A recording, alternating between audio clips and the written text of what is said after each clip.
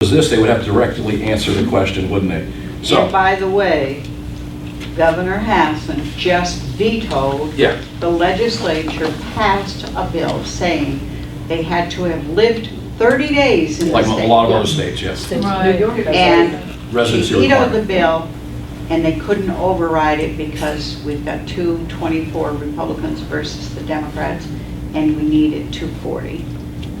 Yeah, the other part of this is, you know, as we're talking about words you find in Black's Law Dictionary, there's a word in there which you see in court cases quite a bit called intent. So what do you think the intent is of the Attorney General's office?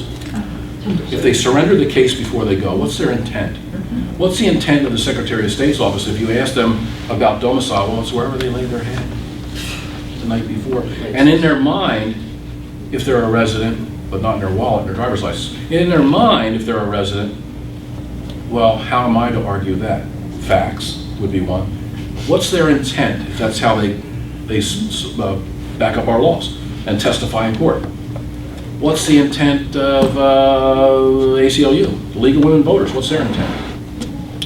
So intent, if you look up Black's Law Dictionary, it's an action that shows what, you know, what you're doing. Somebody who points a rifle, a loaded gun at someone and pulls the trigger intended to shoot them. We have another word that's in Black's Law Dictionary called motive. What's the motive? Well, if you shot somebody, was it self-defense or was it murder? Motive.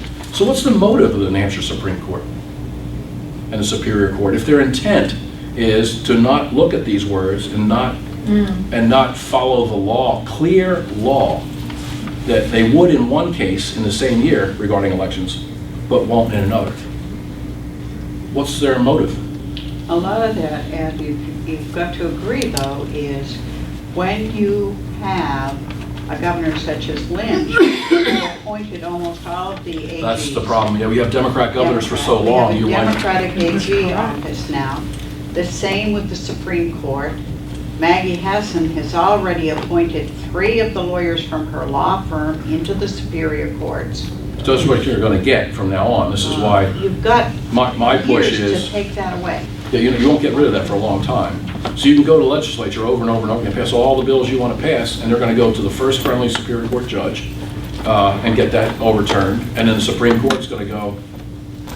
And you know, the interesting thing was Judge Lynn didn't sit on that case. Why would Judge Lynn recuse himself from the Anna Guerre? I think he's the most honest of all the judges there, but he wasn't honest enough to write an opposing opinion, was he? That's how bad it is. In the old days, we had Judge, in the Claremont case is a very similar case. There is no provision in the New Hampshire Constitution for a public education to be provided by the state. It is not there, and I know this, absolutely positively know this, because the guy most responsible, one of the guys most responsible for Claremont cases in all the other states is a guy named Dr. William Throw. And he put together an analysis of all 50 states' constitutions in regard to elections and put out like a 50-page statement on it. And I got that from Harvard Law Library. And it says New Hampshire would be tough because New Hampshire doesn't have a provision for a public education funded through the state. So I know that the people that actually brought that case And they we're couldn't hoping to win get it in friendly the judges. court. Judge Manis ruled against them 9 years. Yeah. They couldn't get Claremont passed.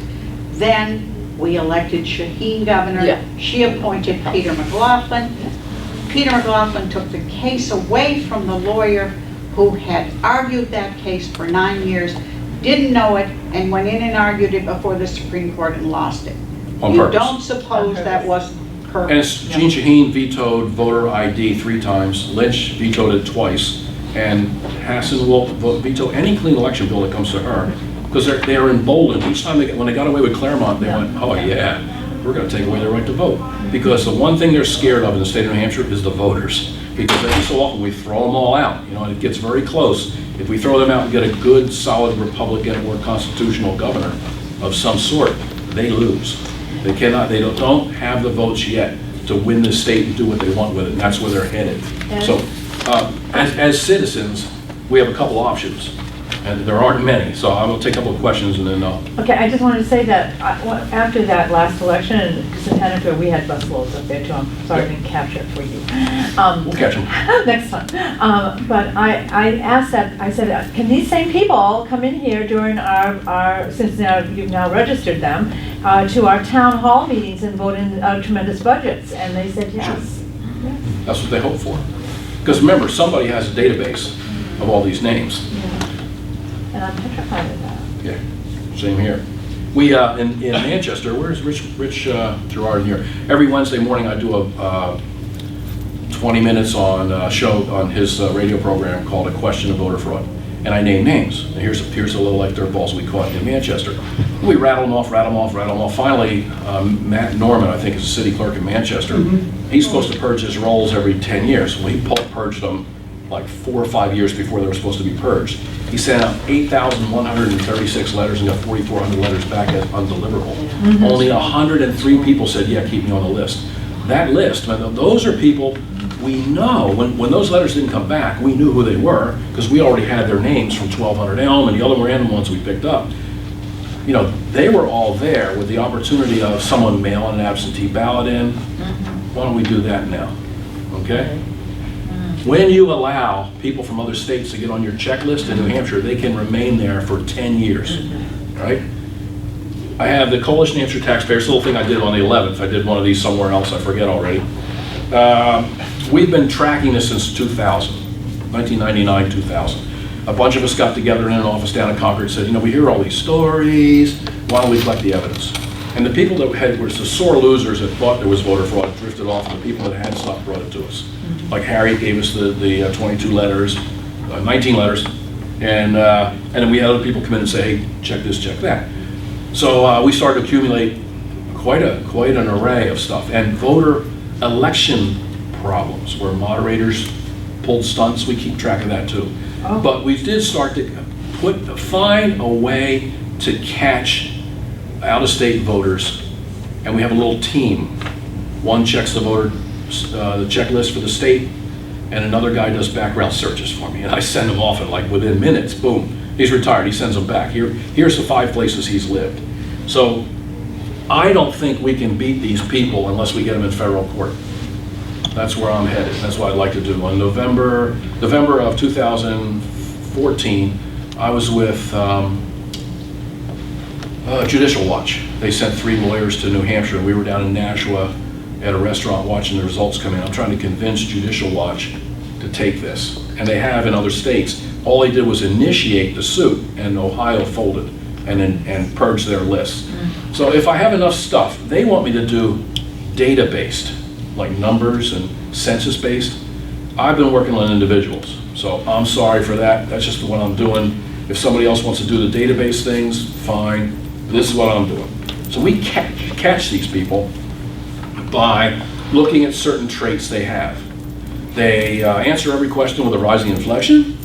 They are not very bright college kids that think they are because they have a degree.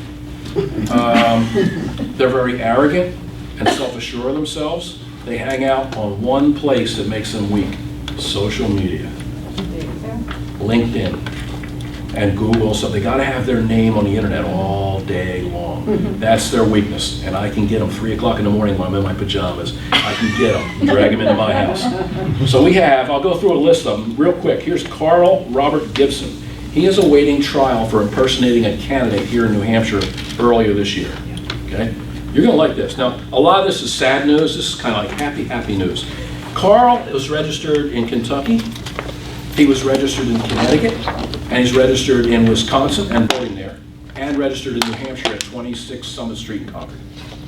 So when he got arrested for impersonating a Republican candidate in that Candia special election, bang, I sent his name off to my guy who's awake 24 hours a day, and he says, oh yeah, Ed, here we go, here's all his local places. Mississippi, he's been arrested in like 8 different states.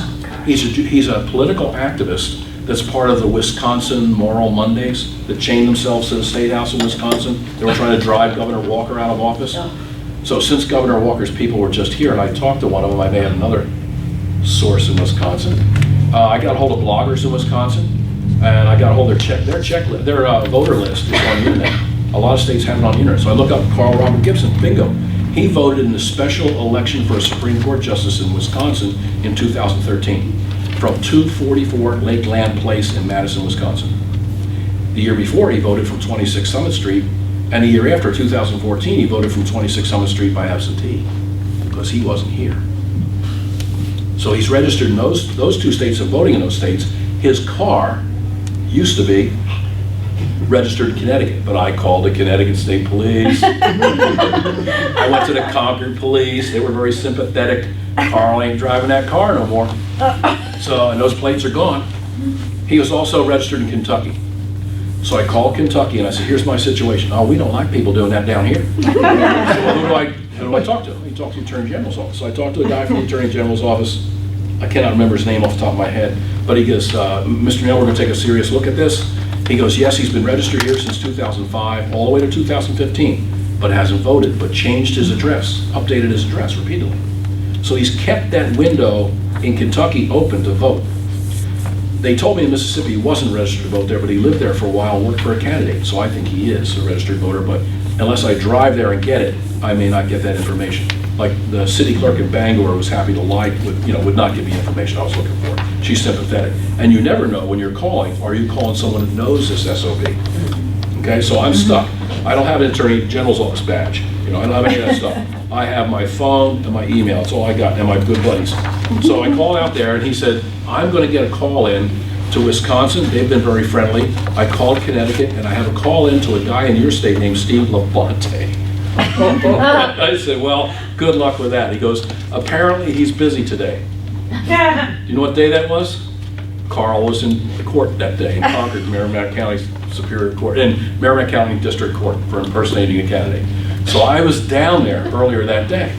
I walk in, I had a t-shirt, blue jeans, and work boots on. I looked like every other guy who hadn't paid child support. I walk in, I see a guy, looks like an attorney, kaplop. I sat down next to him. All the rest of them look like me. Trying to get their license back. All that. In comes Carl Robert Gibson in a suit, and he's got a folder like this, and he sits down right next to me, and he is the attorney, go over their strategy for defense. Right? So I went, I gotta go. So I went outside and I called Granite Rock. And I said, here is Carl Robert Gibson's strategy for a defense, which he's already admitted to the Concord Monitor he did for his upcoming trial. And we had that on the internet before he had it before the judge in court. And the moron had a folder like this that said, Gibson versus New Hampshire. Nah, New Hampshire versus Gibson, you moron, right? It's a criminal case and you're the defendant. So he's living in this fantasy world where he's suing New Hampshire. And he's already said to the Concord Monitor, I must have had one too many beers when I did that, I'm sorry. Now you're going to go in and say you didn't do it? Guess who's prosecuting him? Stephen Lobotomy. So the next time, that was his arraignment. Then I went back. By now he knows who I am and what I look like. So I go in. He's the first guy on the left when I walk in the courthouse. He goes, hi, Ed. So I went and sat down. He comes over next to me, tries to convince me to chant a Buddhist chant to get rid of my evil spirits because I'm such an adjutant and an irritant to him. He goes, did you ever think about this? Why you have so much turmoil? I said, no, I think about is, are you going to go to jail? I think about things like that. He goes, Ed, he's got his arm around me. Ed, you consider yourself a religious man? I said, no, I'm just far from him. No, I consider myself a stalker. And you're in, I'm going to follow you, to the bitter end. So he's like, now try it with me. Hum the hymn, the hum. So I said, hey, Carl, they called your courtroom a little while ago. I probably shouldn't be sitting here, So I'm walking along with him, and I said, I want to tell you one thing, Carl, now that we're buddies. You have one thing going for you. Stephen Lobotomy is a moron. He has maybe at most 2 brain cells. He's going to try and throw this case. So good luck, Carl. And I left. So I've been checking, and we see another car there in Carl's space, a new car with New Hampshire plates, but it's not the Volkswagen Golf he had before. So we're still stalking him. So I'm hoping to catch him. If I'm feeling frisky, I might walk up and knock on the door. What he did was 26 Summit Street is the back of the building he's living in. He lives on Center Street. He doesn't live on Summit Street. So he just took a door from that building and said, oh, that's my address. So it's a fake address, basically. basically, but he gets mail delivered there. Go ahead. Maybe I misunderstand. You said this Steve Lobotomy guy was his defense attorney? No, he's prosecuting him. He's